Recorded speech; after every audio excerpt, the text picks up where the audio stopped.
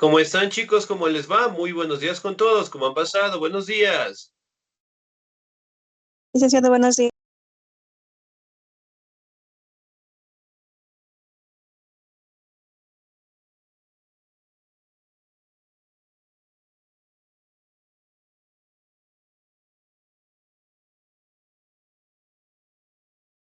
¿Cómo están, chicos? ¿Cómo les va? Un gustazo saludarles, esperando pues que se encuentren muy bien. No se olvidará, por favor, revisar las clases grabadas, no se olvidará entregar sus documentos, certificados y tratar de estar al día en las pensiones correspondientes, ¿no? Muy bien, vamos a seguir avanzando en nuestro contenido y el siguiente tema que nosotros vamos a revisar es la organización de América colonial, ¿no? Como ustedes saben, los españoles directamente llegaron a nuestros territorios y lograron crear lo que son departamentos administrativos, políticos, sociales, culturales, de manera de que ellos directamente controlaran todos nuestros recursos, ¿no? Ahora, vamos a determinar cómo fue su organización social. Me ayuda, por favor, en la lectura la señorita María René, por favor.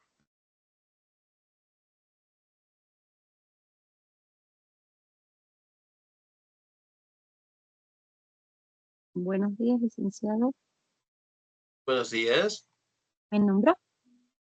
Sí, por favor, María René. No. Yo soy María Organización social. Se caracterizó por una marcada división de clases sociales. Los españoles adoptaron el papel del grupo dominante, colocando a los indígenas en el grupo dominante. En la colonia existían las siguientes clases sociales: los españoles, los nacidos en Europa y conocidos como peninsulares o chapetones, ocuparon un lugar superior al de los hijos de los españoles nacidos en América.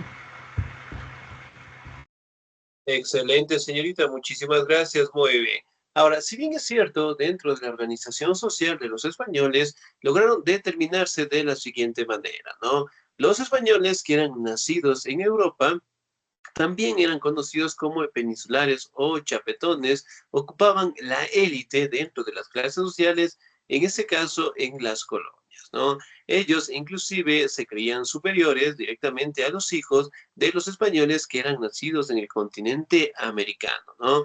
Dentro de la élite, obviamente, pues los españoles, el grupo dominante, ¿no? Después tenemos los criollos. ¿Me ayuda, por favor, la señorita Fanny Susana, por favor?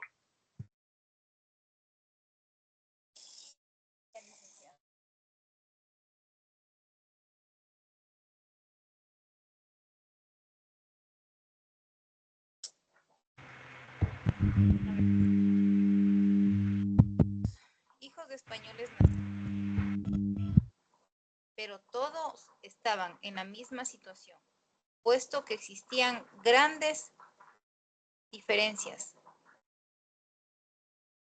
en torno al prestigio, a la fortuna y prestigio social. En los siglos XVI, y no sé leer ese otro número, dice, los encomendaron, formaron el grupo social más rico y prestigioso, pues controlaban a los nativos y sus tierras. Posteriormente, los hacendados ocuparon su lugar. En este elevado social también se encontraban religiosos y altos funcionarios, grandes comerciantes y mineros. Excelente, muy bien, señorita, muchísimas gracias. Ahora, si bien es cierto, dentro de la organización social nosotros encontramos a los criollos, ¿no? Los criollos, en este caso, que eran hijos de los españoles, pero nacieron dentro del continente americano, ¿no? Y ellos, obviamente, ocupaban el segundo mando directamente después de los españoles, ¿sí? Si bien es cierto, los criollos en este caso tenían lo que son grandes cargos públicos, grandes autoridades, de igual manera tenían altos funcionarios y se encontraban los religiosos dentro de esta élite como tal, ¿no? Si bien es cierto, La mayoría de los criollos, obviamente, pues contaban con fortunas sumamente grandes, eran comerciantes, artesanos y mineros, inclusive con mucha riqueza como tal, ¿no? Prácticamente eran hijos de los españoles y que obviamente en los primeros años, como ustedes saben, directamente los criollos lograron establecerse como las autoridades al mando directamente de los españoles como tal, ¿no? Y dentro de los criollos y con los españoles siempre existieron lo que son conflictos directamente, ¿no? Unos directamente por enviar todos los recursos a España, mientras que los criollos querían tener pues todos los recursos hacia ellos, ¿no? Ahora, vamos a determinar otra parte de la clase social dentro de su organización, los mestizos. ¿Me ayuda, por favor, el señor Luis Javier Escobar? ¿Estamos ahí?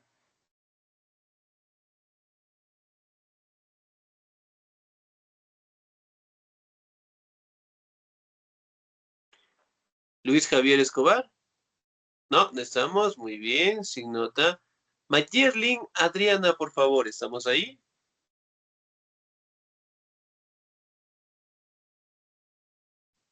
Sí, licenciada. Organización social. Los mestizos, hijos de españoles e indígenas, debido a la escasez de mujeres españolas, el mestizaje se dio muy pronto. Con la mayoría de los mestizos eran hijos ilegítimos. Fueron discriminados por los españoles y criollos. La mayor parte de los mestizos fueron artesanos, vendedores en los mercados, sirvientes en las casas de los españoles ricos y peones de hacienda. Excelente, señorita. Muy bien, muchísimas gracias. Ahora, como ustedes saben, los mestizos nacen de la unión de un hombre español y una mujer indígena en general, ¿no? Como ustedes saben, los primeros viajes que tuvieron los españoles, las mujeres españolas no las acompañaban, ¿no?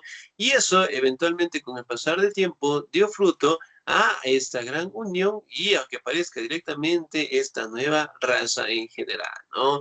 Ellos directamente, en el caso de los mestizos, pues eran maltratados, eran hijos ilegítimos, eran discriminados tanto por los españoles, por los criollos, y mayormente la población de mestizos se dedicaban a actividades, ¿no? Como vendedores de mercados, sirvientes de los españoles ricos y peones de haciendas en general, ¿no? Es decir, eran aquellos hijos que obviamente los españoles no aceptaban y los discriminaban en todo momento, ¿no? Miren, aquí tenemos lo que es una imagen en donde podemos observar, ¿sí? Lo que es al representante español, a la mujer indígena y al mestizo en general, ¿no? Que sigue siendo la mayoría de la población en la actualidad también. Vamos, la siguiente parte de la clase social eran los indígenas. ¿Me ayudan, por favor, el señor o la señorita? ¿Me ayuda, por favor, la señorita Alba Jacinta? ¿Estamos ahí? Sí, licenciado. Por favor. Indígenas eran los pobladores de América. El grueso de la población nativa vivió en el campo, trabajando en comunidades y haciendas. Un buen número, sin embargo, logró sustraerse de ellas y se refugió en las ciudades españolas.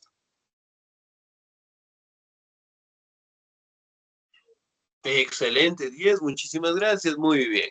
Ahora, los indígenas, como ustedes saben, eran la población más importante que tenía el continente americano, ¿no? Sin embargo, la población nativa como tal fue atacada por los españoles, fueron directamente sometidos, maltratados, abusados, violados, y los pocos directamente que sobrevivieron quedaron directamente a ser esclavos de los españoles, ¿no?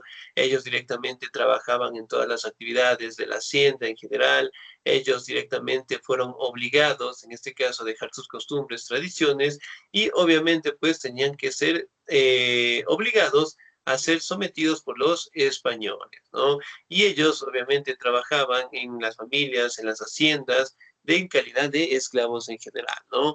Otro grupo sumamente difícil, sumamente maltratado, fueron los afrodescendientes. Me ayuda por favor la siguiente diapositiva, la señorita Ashley, por favor, ¿estamos ahí?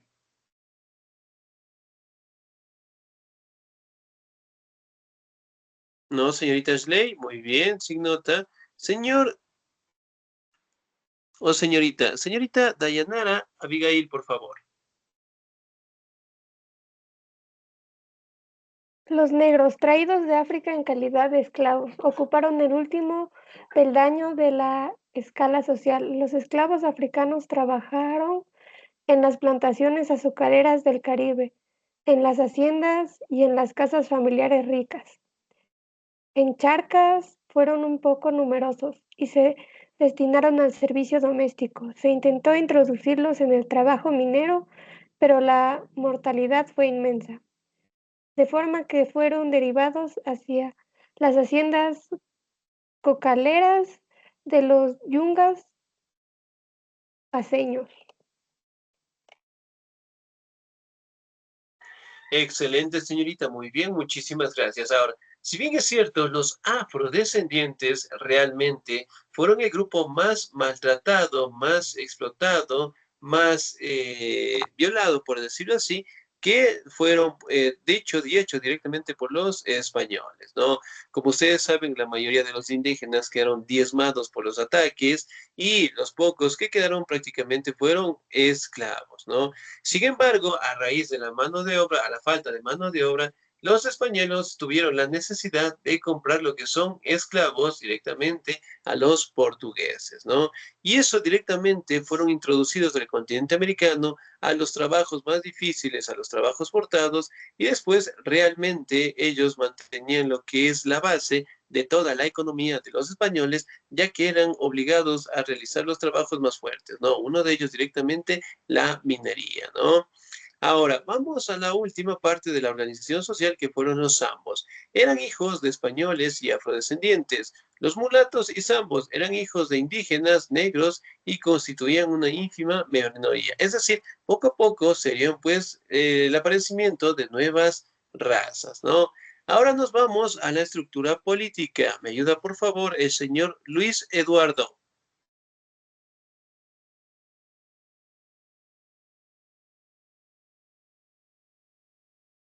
Señor Luis Eduardo. ¿No? ¿Estamos? Buenas ¿Sí? tardes, licenciado. Aquí estoy. Por favor. Durante el siglo, ay, ese siglo no me acuerdo, licenciado. La corona controló América a través de adelantados y gobernadores y sujetos, a fiscalización y disciplina, y a través de los visitadores del Consejo de Indias. El adelantado era, por lo general, capitán que mandaba por orden del rey, aunque daba la lejanía, poseía poderes discrecionales. Pronto se ocuparon del gobierno de las colonias dos organismos hispanos, la Casa de Contratación de Sevilla y el Consejo de Indias desde la península, adaptaban disposiciones generales, pues los particulares recaían en los adelantados. Ya, Excelente, licenciado. muy bien, muchísimas gracias. Ahora, dentro de la Y estructura perdón por el ruidito, política, licenciado, ¿no? pero estoy en el trabajo.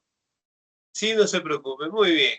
Ahora, si bien es cierto, dentro de la estructura política directamente, ¿no? Estaba a cargo bajo lo que es el rey, ¿sí? Aunque directamente tenía la obligación de crear nuevos departamentos administrativos y sobre todo una autoridad que obviamente le ayudara, ¿no? Y en la mayoría de las colonias, por no decir dentro de los virreinatos que fueron creados después, el virrey era el representante, ¿no? Aquí también podemos verificar algunas partes administrativas que fueron creadas, como la Casa de Contratación de Sevilla y el Consejo de Indias. Muy bien, ahora vamos a determinar quién era el virrey. ¿Me ayuda, por favor, en la lectura el señor o la señorita? ¿Me ayuda, por favor, la señorita Judith Imelda Cataña? ¿Estamos ahí?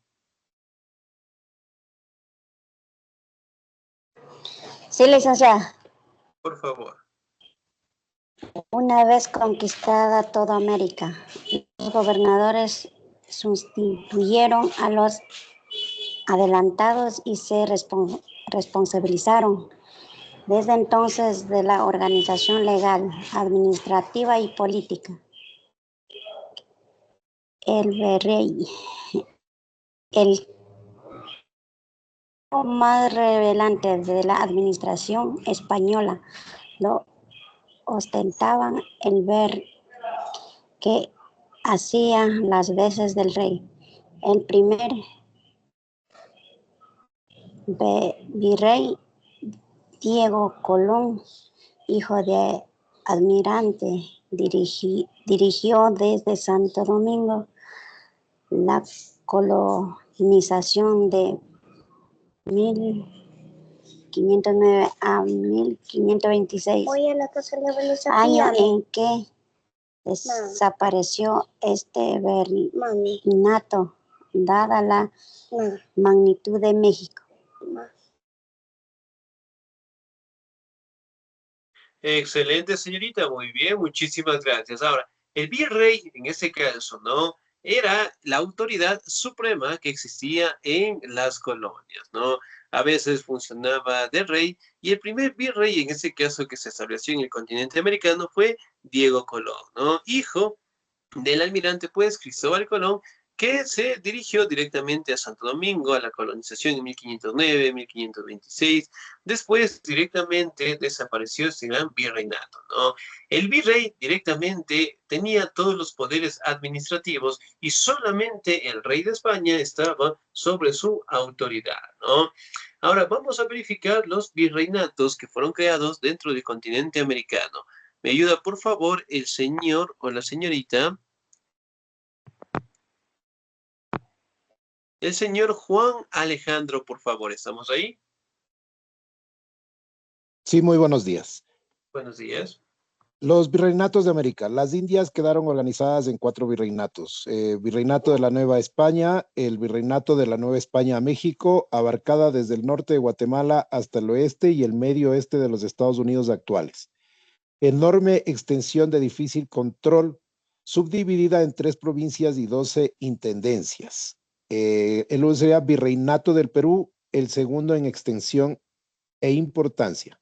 El virreinato de Perú se extendía por parte de la costa americana del Pacífico, capital en la ciudad de Lima y con 8 intendencias. Virreinato del Río de la Plata. El tercero, el virreinato del Río de la Plata con capital en Buenos Aires, ocupaba lo que es el actual Cono Sur, Argentina, Uruguay y Paraguay, y aparte de Bolivia parte de Bolivia, perdón. Virreinato de Nueva Granada. El cuarto y último virreinato, el de Nueva Granada, comprendía los futuros países de Panamá, Colombia, Venezuela y Ecuador, y estaba dividido en 8 provincias. Excelente, muy bien, señor Díaz, muchísimas gracias. Ahora, dentro de los virreinatos más importantes tenemos los siguientes, ¿no? Virreinato del Perú, que obviamente pues se encontraba como su capital en la ciudad más importante de Lima, ¿no? Las intendencias eran conocidas también como provincias. Tenemos el virreinato del Río de la Plata, que encontramos países, ¿no? Como Argentina, Uruguay, Paraguay y parte de Bolivia, ¿no? Después tenemos el virreinato de Nueva Granada, que comprendían territorios de los países de Panamá, Colombia, Venezuela y Ecuador. Entonces, si bien es cierto, estos virreinatos fueron creados con la finalidad de controlar todos estos recursos, ¿no? Obviamente, a cargo del virrey. Ahora, aquí también podemos determinar que otra de las organizaciones más importantes que tuvieron fue la creación de las capitanías generales, que estaban a cargo directamente de un capitán general, ¿no? Eso, de igual manera, pues, los obligaba a cuidar los recursos y finalmente también dieron paso a la creación de las reales audiencias. ¿Me ayuda, por favor, en la lectura el señor o la señorita? ¿Me ayuda, por favor, el señor David Mateo Díaz? ¿Estamos ahí?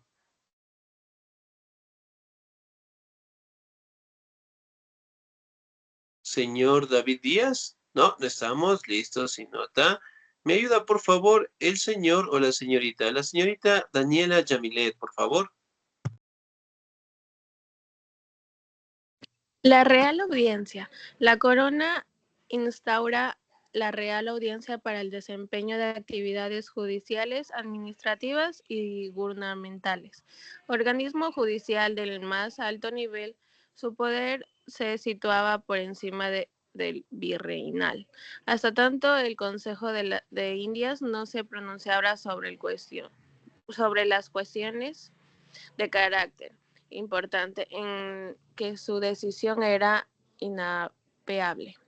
La más antigua audiencia se creó en Santo Domingo a partir de 1511, de la cual surgieron la de Panamá en 1538 y la Lima y Guatemala en 1542. La última, la de Bogotá, se estableció a mediados del siglo de 1511. Bueno, su importancia fue fundamental, pues en las presidencias el cargo de gobernador estuvo ocupado por el presidente de la audiencia. Excelente, señorita, del siglo XVI. Muy bien. Ahora, si bien es cierto, aquí podemos hablar, ¿no? Que las reales audiencias obviamente funcionaban como departamentos judiciales, administrativos y gubernamentales, ¿no? Era lo que es el organismo judicial más alto, el más importante, y sobre todo, pues, las reales audiencias fueron creadas en las ciudades más importantes que tenían las colonias, ¿no? Otro organismo sumamente importante que crearon los españoles fue el Consejo de Indias. ¿Me ayuda, por favor, en la lectura? El señor o la señorita. ¿Me ayuda, por favor, la señorita María Joaquina? ¿Estamos ahí?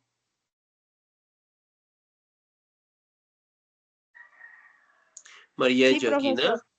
por favor. Sí, bueno. Dice,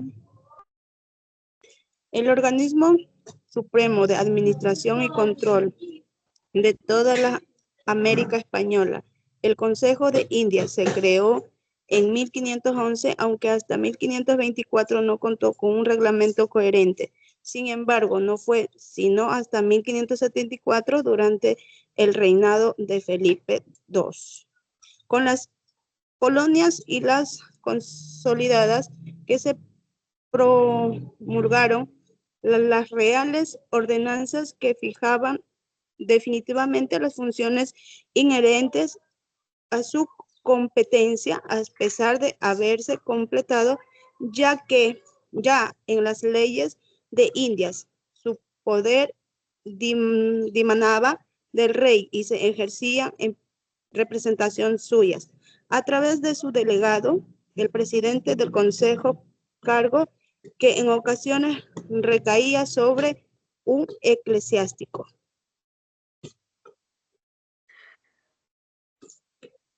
Excelente, señorita, muy bien, 10, muchísimas gracias. Ahora, si bien es cierto, era el organismo supremo de administración y control, ¿no? De Consejo de Indias, que obviamente era el sitio donde se aplicaban lo que son normativas, leyes, y donde toda la decisión recaía directamente sobre el rey, ¿no? Y eso obviamente lo cumplían dentro de los virreinatos. Ahora, vamos a determinar la última facción de la organización administrativa, el cabildo. ¿Me ayuda, por favor, el señor o señorita? ¿Me ayuda, por favor, el señor, la señorita María René, por favor? El cabildo. El cabildo o consejo lo constituían los vecinos más influyentes y adinerados de la localidad, pero con el tiempo los cargos pasaron de representativos a subastados y adjudicados al mejor puesto. Los regidores, funcionarios que debían ser elegidos por votación, no pudieron desenvolverse satisfactoriamente hasta después de la independencia.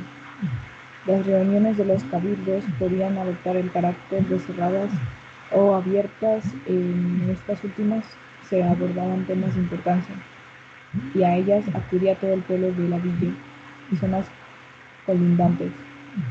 En estos cabildos abiertos se tomaban las decisiones populares, pues en ellos votaban todos los participantes. En los cerrados se trataban de asuntos menores y cotidianos, carentes de repercusión general.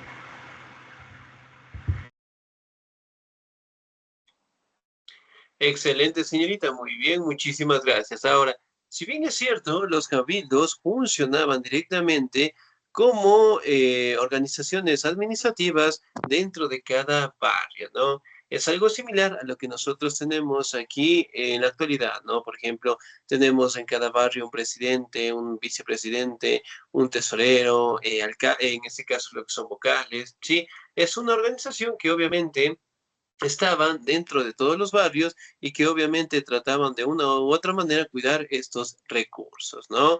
Entonces, si bien es cierto, los españoles, a raíz de su llegada, a raíz directamente de su intervención, lograron tener lo que es la construcción, en este caso, de estas formas administrativas y que obviamente algunas de ellas siguen vigentes hasta el día de hoy, ¿no? Otro aspecto fundamental que cambió dentro de la organización administrativa fue la fundación de universidades, ¿no? Escuelas, colegios, a cargo directamente de los eclesiásticos. Me ayuda, por favor, en la lectura el señor o la señorita.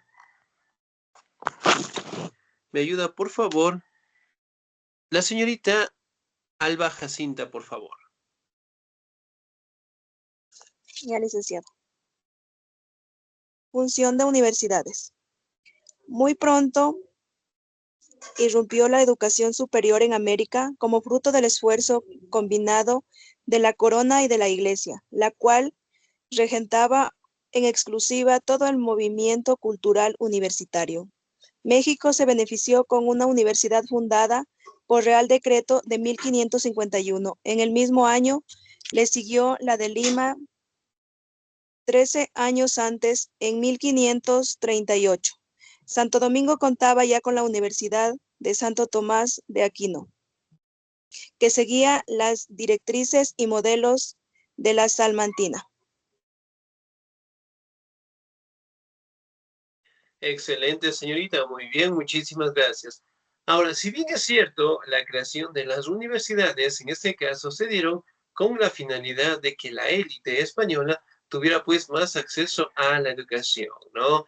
La mayoría de escuelas, colegios, universidades fueron creadas y fueron fundadas por directamente órdenes religiosas, ¿no? Cabe recalcar que los religiosos eran los únicos encargados dentro de los primeros años en brindar educación, ¿no? Por ejemplo, si yo preguntara aquí en el Ecuador, ¿cuál es la universidad más antigua de todas?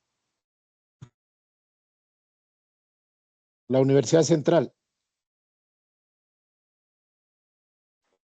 Muy bien, la Universidad Central del Ecuador, ¿no? Entonces, que tiene una fecha de creación aproximadamente desde los años de 1600 en adelante, ¿no? Y así, si nosotros nos podemos evidenciar, la mayoría de las universidades tuvieron pues una creación entre esos años. Vamos, Fundación de Escuelas, me ayuda por favor la señorita Judith Cataña, por favor.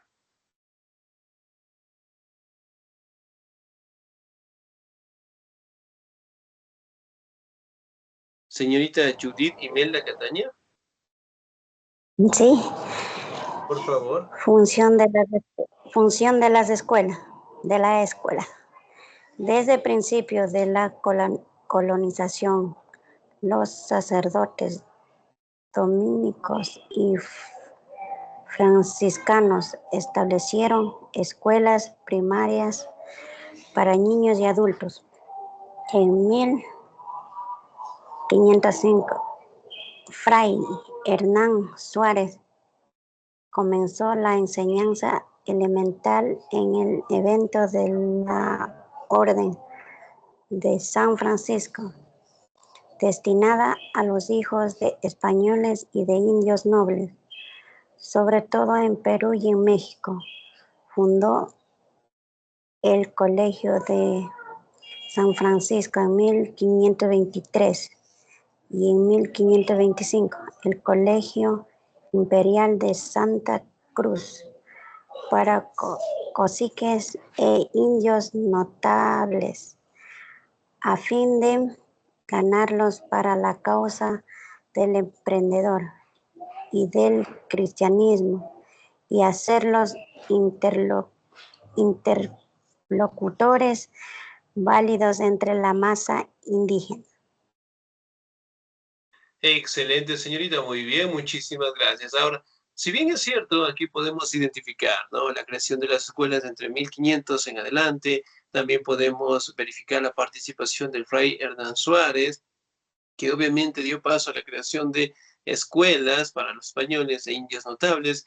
De igual manera, pues podemos identificar que fundaron colegios entre 1523 y 1525, el colegio conocido como el Imperial de Santa Cruz, ¿no? Si bien es cierto, aquí podemos atribuir que la mayoría de estas universidades siguen vigentes hasta el día de hoy, ¿no? Y si nosotros nos podemos identificar lo que son universidades, la mayoría comparten este tema del tiempo y sobre todo pues fueron creadas en las ciudades más importantes, ¿no? Otra característica importante fueron que destacan los escritores más importantes de la colonia entre el siglo XVI, siglo XVII, destacamos la monja mexicana Sor Juana Inés de la Cruz, el peruano Inca Garcilaso de la Vega, también destacamos lo que es el dramaturgo hispano-mexicano Juan Ruiz Alarcón, en donde cada uno de ellos detallan directamente la vida en la colonia, a manos directamente de los españoles en general, ¿no? Como ustedes saben, prácticamente la creación de estos departamentos administrativos dio paso a que los españoles controlaran cada actividad, cada recurso, y que obviamente la educación fuera primaria, ¿sí?, y objetiva solamente para la élite en general, ¿no? Pero sin embargo, directamente algunas formas de organización prevalecen hasta el día de hoy, ¿sí? Bien, chicos, ¿alguna duda, alguna inquietud hasta ahí, por favor?